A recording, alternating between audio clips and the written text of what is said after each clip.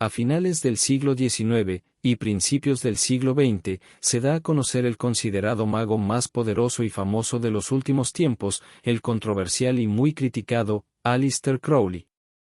En 1904, Crowley, por medio de comunicación astral con una entidad llamada Aiwass, recibe lo que ha de escribir en El Libro de la Ley, anunciando una nueva era en cuanto a la conciencia de la humanidad. En esta obra resalta el mandato: haced vuestra voluntad va a ser la totalidad de la ley. A partir de entonces se desarrolló una corriente oculta de magnitud cósmica en los planos internos, descrito también como los dolores de parto de un nuevo eón, técnicamente llamado el equinoccio de los dioses, evento que se repite aproximadamente cada 2000 años, estableciendo un vínculo adicional en la cadena evolutiva de la humanidad. En la obra de Kenneth Grant, El Renacimiento Mágico, publicado por primera vez en 1972, se presenta un análisis detallado de tradiciones ocultistas muy anteriores a la época cristiana, que sobrevivieron a las persecuciones, y reaparecen en tiempos recientes con un renovado rigor. Esta gnosis viene a reemplazar las supersticiones estériles generadas por un largo malentendido de lo antiguo. En los tiempos medievales, se recurría al secreto, más para salvaguardar al ocultista que al mundo de que formaba parte. En la actualidad eso ha dado un giro, la revelación indiscriminada de fórmulas ocultas a menudo conduce a la locura y la muerte. Los que no están preparados para los procesos ocultos, invitan a los problemas. La ignorancia masiva sobre el tema del ocultismo ha llevado a calumniar a ocultistas como Aleister Crowley, asociándolos con la brujería y el diabolismo, ideas con las cuales habrían estado cómodas las personas de hace 5000 años, antes de la decadencia y confusión de la humanidad en temas esotéricos.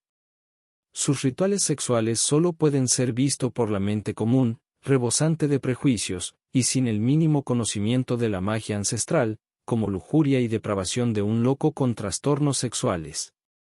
La gran mayoría de no iniciados se suma a estas críticas negativas, producto de la falta de comprensión, y la influencia de la corriente de desprestigiar lo que no podemos comprender.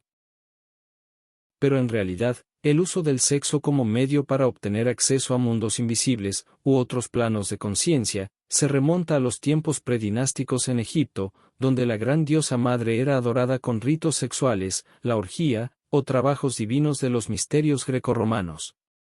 De hecho, si Crowley tuvo éxito, fue debido a su uso científico y mágico del sexo y las drogas, además de que recibió la iniciación de un orden superior al de cualquiera de los adeptos que le precedieron. Hago estas aclaraciones, porque Crowley es uno de los ocultistas que más material aporta en cuanto a magia sexual se refiere, y de quien me estaré guiando en gran parte de este contenido. Crowley ha sido criticado, entre otras cosas, por usar el organismo vivo como base de muchos experimentos, pero, en contraste, muchos ocultistas, que comprenden y aprecian sus aportes, preguntan, ¿cuántos científicos se han involucrado en experimentos como Crowley, bajo el riesgo de enfermedad, adicción a las drogas, muerte, y las peores formas de locura en su búsqueda de la verdad?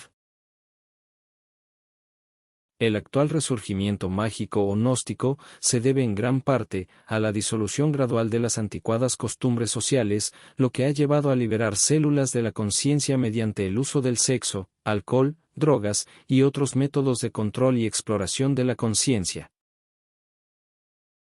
La administración de conciencia en la humanidad, para lograr su identidad con la fuente de iluminación, es decir, la conciencia solar, está simbolizado macrocósmicamente por el Sol, y microcósmicamente por el falo, que a su vez simboliza la Kundalini. Nótense desde aquí las similitudes de la serpiente que representa a la energía activa masculina, se enrosca y luego se erecta, escupe veneno, y su forma, con las características del órgano reproductor masculino. Toda esta simbología describe claves y analogías que lleva a la humanidad a convertirse en dioses, a través de la comprensión y dirección de las fuerzas denominadas ocultas o escondidas. Estos métodos están contenidos en el libro de la ley antes mencionado. La unión de las energías opuestas alude, principalmente, a la unión sexual. De la unión del espermatozoide y el óvulo se crea un nuevo ser, el hijo. La energía sexual, o fuego elemental, se representa por una pirámide, un triángulo, o por el falo. El falo es el vehículo de la voluntad del mago. En el no iniciado, el poder fálico posee al individuo. Pero en el caso del iniciado el poder se invierte, éste toma el control de su vara mágica. Para poder controlar este fuego elemental, se deben inhibir los resultados físicos habituales del congreso sexual, es decir, la libido no es aterrizada, sino que la voluntad la dirige para encarnarse en una forma especialmente preparada para su recepción. En esta magia, si el efecto natural, es decir, el embarazo, es anulado, la descarga de energía no se pierde, esta forma una imagen astral de la idea dominante en la mente durante el clímax. Por lo general, esta idea es de lujuria, y esta tendencia debe ser destruida. Lo anterior es el motivo por lo que en el ocultismo y algunas escrituras manifiestan estar en contra de cualquier desperdicio de energía sexual, al considerarse a esta energía generativa como de naturaleza sagrada. Nada de la energía sexual se pierde, ya sea porque el espermatozoide no fecundó al óvulo, por causa de la masturbación, el uso de algún anticonceptivo, o cualquier otro motivo. En estos casos, esta energía produce fantasmas de materia tenue, son engendradas entidades indeseables que se alimentan del fluido nervioso y se aprovechan de la mente. En la antigua tradición judía se dice que antes de que Eva fuera entregada a Adán, el demonio de Lilith fue concebido por los sueños de Adán. Ello alude a lo que se conoce como los íncubos y súcubos, entidades vampíricas de esta energía creadora sagrada, produciendo con ella el nacimiento de niños, aunque no niños físicos. En este contexto, entiéndase como hijo o niño, a lo creado con la magia sexual, en cualquier dimensión o plano. Eva y Lilith no son dos criaturas diferentes, sino dos aspectos de una misma entidad. Eva representa el aspecto brillante, solar, creativo y angelical. Por su parte, Lilith es el aspecto lunar, corruptor y demoníaco. En el misticismo son consideradas como entidades subjetivas, aspectos de la conciencia que pueden ser vitalizados mediante métodos mágicos apropiados. El orgasmo controlado mágicamente, nos transmite imágenes astrales de la mente subconsciente. Estas imágenes son enlaces dinámicos a los centros profundos de la conciencia, y actúan como llaves de las experiencias o revelaciones que forman el objeto de la operación. Encarnar tales experiencias es el objeto de la magia sexual.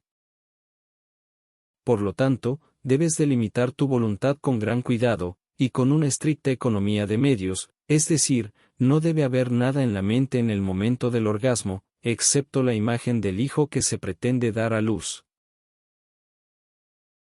Ninguna causa puede ser frustrada de su efecto, y si el efecto se ve impedido de manifestarse en un plano, lo hace en otro.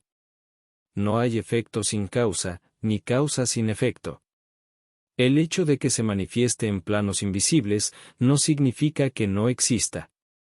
Esa manifestación secundaria es el peligro para el practicante no iniciado, porque en esa fase se genera una imagen degradada de la voluntad.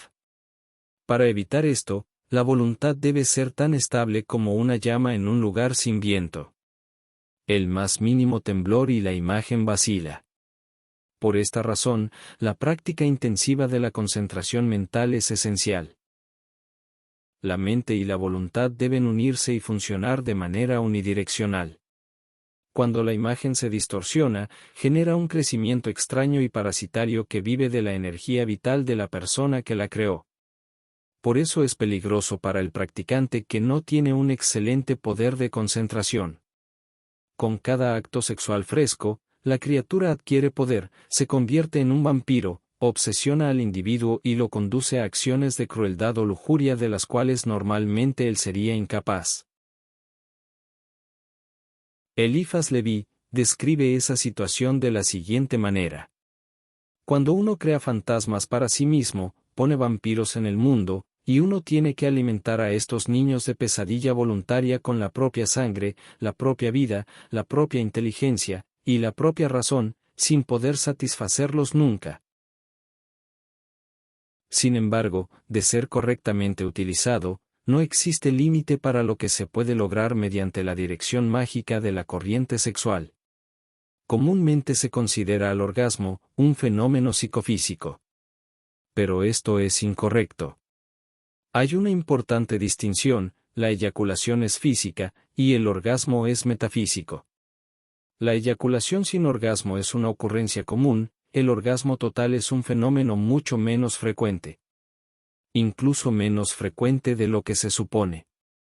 Muchísimo menos común de lo que la gran mayoría cree. La concepción tántrica del orgasmo sexual se considera de orden parasexual.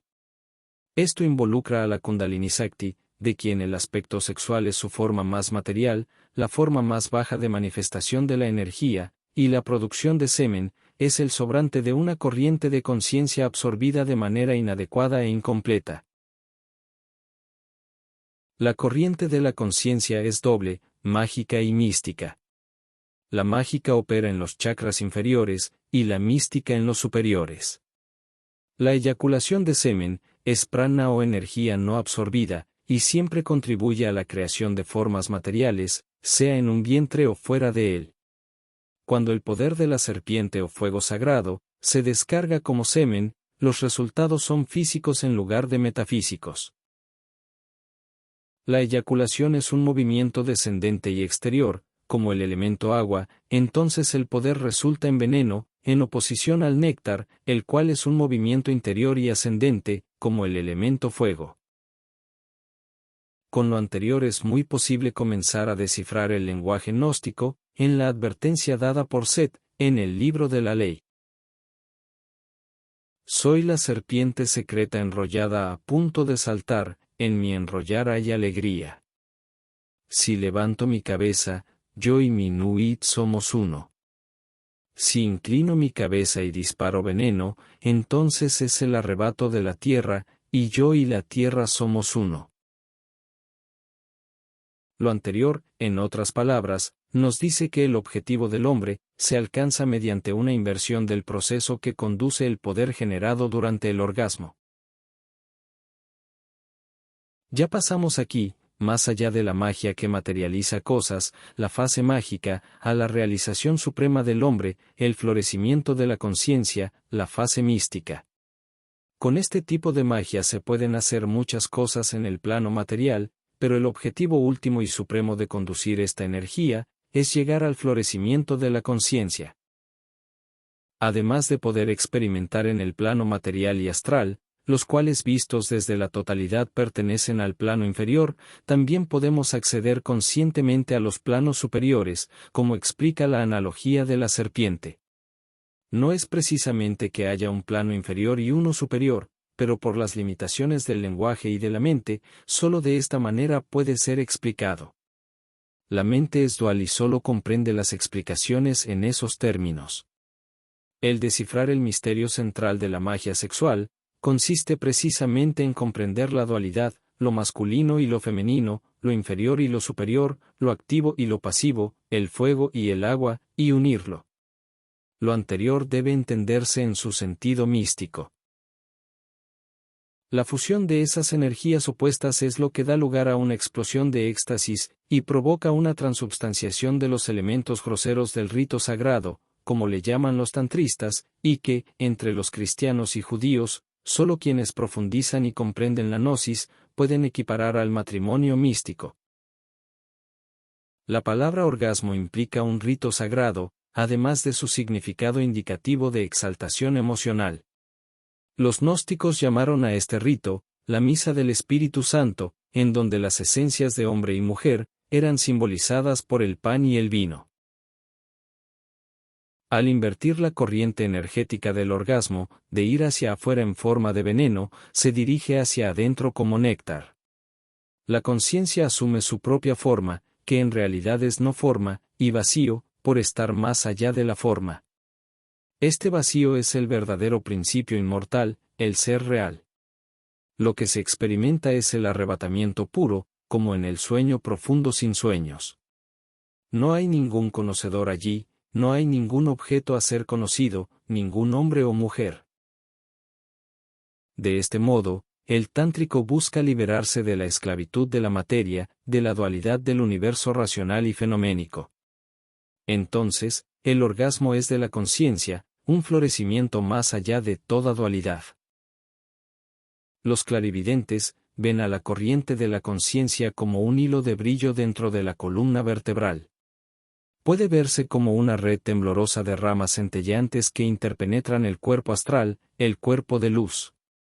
La identificación de la conciencia con la luz es antigua y universal. La frase bíblica declara: la lámpara del cuerpo es el ojo, así que, si vuestro ojo es bueno, todo vuestro cuerpo estará lleno de luz. El ojo es el símbolo del vidente, es la conciencia la que ilumina los objetos y hace posible la visión. En el momento del orgasmo, una luz brillante parece explotar interiormente. En los rituales sexuales, los fluidos de la mujer son magnetizados mediante la evocación de nombres bárbaros, que además de exaltar la conciencia del mago, vitalizan las zonas secretas de la actividad erógena en la sacerdotisa elegida para el rito, llamada también mujer escarlata. Estas emanaciones vaginales de la sacerdotisa, llamadas kalas, se consideran sagradas en el ritual, y son magnetizadas por pases manuales apropiados a la forma en que viajan a lo largo de las arterias ocultas de la anatomía invisible.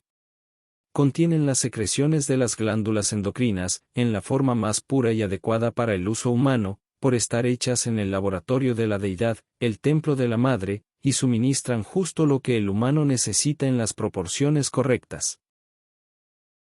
La fórmula tántrica, Viparita Maituna, significa en su sentido más técnico y especializado, congreso sexual invertido, la posición en la que la mujer es activa y dominante, de manera que facilitan el flujo libre de los fluidos cargados mágicamente que emanan de la sacerdotisa.